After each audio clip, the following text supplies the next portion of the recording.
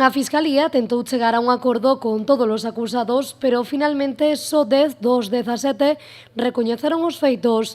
Son 9 dos tripulantes do pesqueiro Coral 1, no que apreixaron os 1.245 kilos de cocaína, e José Gerardo Holguín, que facía as funcións de notario nesa trama con Suramérica.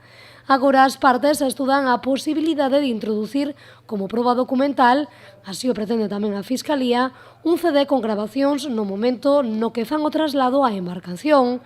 Algunhas das defensas, como a de Rafael Bugallo, alias o Mulo, solicitan a nulidade de todo o procedemento baseado, dixo esta mañá, nunhas escoitas. Y lo que planteamos de inicio, que ya planteamos en el escrito de defensa, es una nulidad por vulneración del artículo 18 de la Constitución, por vulneración del secreto a las comunicaciones, por que la mayoría de la información que se saca, de los datos que se sacan de este procedimiento por parte de la fuerza actuante de la policía, es a través de la sonorización de un vehículo. Sabemos que ese tipo de sonorizaciones están proscritas, el Tribunal Constitucional ya ha dejado claro que eran intervenciones, ese tipo de intervenciones eran intenciones que estaban fuera de la ley, porque la ley no las contempla, simplemente porque no las contempla.